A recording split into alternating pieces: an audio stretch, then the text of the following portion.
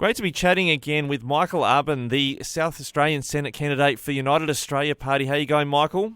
Yeah, going really well. Thanks, Ricky. Thanks for reaching out. Not a problem. Yeah, you've been out on the pre-poll there, handing out how to vote cards down in at Metropolitan Adelaide, but we have been impressed with the efforts of your candidates in Grey, in the form of Suzanne Waters and David Swiggs in Barker. How do you feel their campaigns have gone in regional SA?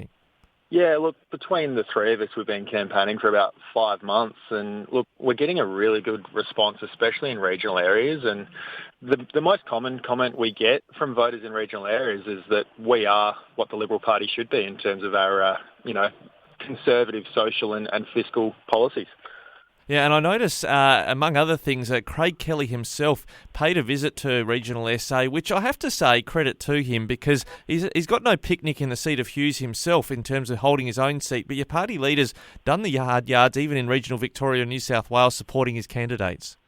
Yeah, Craig's taken a lot of time out of his own campaign, and look, I think it's testament to his character, the fact that he was willing to step out of the Liberal Party and stand up for values that he believes the Liberal Party should have. And he's continued to show that in the way that he's supporting candidates such as David Barker and Suzanne in Grey. And we picked up, and the reason I'm saying we've been impressed not only with the calibre of the candidates you've put forward in the regional areas, but also the policies. We've been quite attracted to this one of this income tax rebate if you choose to live 200 kilometres from a capital city. Is that a national policy for the party or just in South Australia?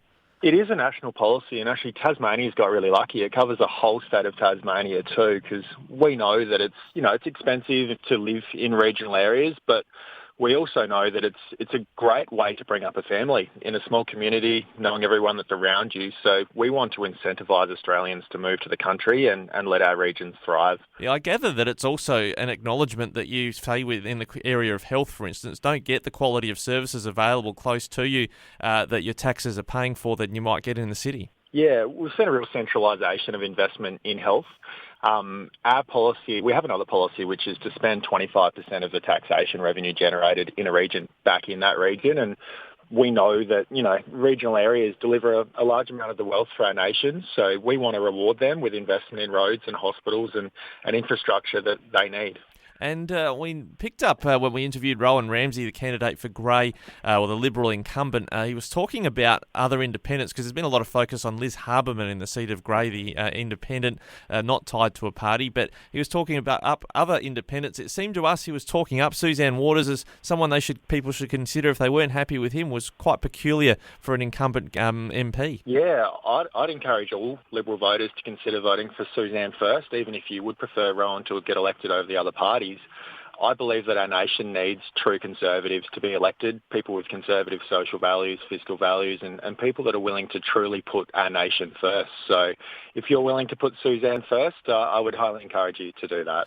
Yeah, that's a voter's choice in the House of Representatives. You're chasing votes in the Senate. Have I got this right that Clive Palmer himself is running in Queensland for the Senate? Is that right? Yeah, Clive's in the same position as me. So he's the lead Senate candidate in Queensland. But our nation is facing a real issue at this election. There's the real potential of a Labor Green government, and worse for our nation, there's a potential of a few more Labor and Green senators to be elected. So it's really important when you vote in the Senate that you consider voting for the United Australia Party, because I'm a really good chance of picking up a seat here in South Australia, and we're a good chance of picking up seats right around the nation. So you're saying you've got a chance of picking up Senate seats. I guess it's a bit of a political nerd sort of point in a way. The Malcolm Turnbull changes that came through the Senate, bringing in optional preferential voting, in effect means that there are a few Liberals that might drop off this election after the double dissolution. So, there is, like you say, this chance there may be more Labor and Greens in the Senate.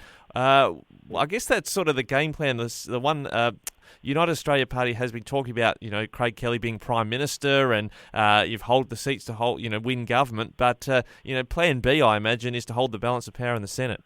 Yeah, Plan B is just as important, if not more than important, than Plan A. If we do manage to win Senate seats right around the nation, we can hold the Labor and Green agenda to account.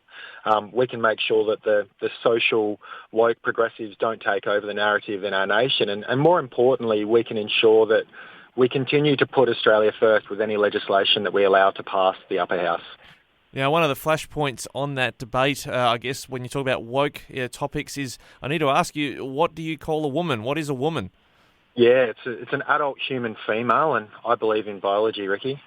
Yeah, because it's been a hot topic in seats in Sydney in particular. People are ducking around about this, and bureaucracy also unwilling to say that what you've just said. Why is there this hesitation about that topic? Yeah, I believe because we have a really strong political class in this nation. We've got people that have studied law or arts and become political staffers, and they become politicians, and their sole objective in life is to become a politician. But we're different in the UAP. We've lived in the real world. I run my own business. I've got a wife. I've got young kids. Many of our candidates have been paramedics or lived in other industries before they've become a political candidate. So we're not scared to speak the truth, and we're not scared to be straight, because that's what the Australian people want. Now, if I've got this right, just lastly, I see your billboards around the place saying freedom, freedom, freedom. Is your party one that's advocating for a Bill of Rights? Yeah, we are advocating for a Bill of Rights. And when we say freedom, it's not just a word. We stand for freedom of speech. Freedom of religion is really important, as we've seen sort of the Liberal Party in South Australia erode social values really quickly here over the last few years.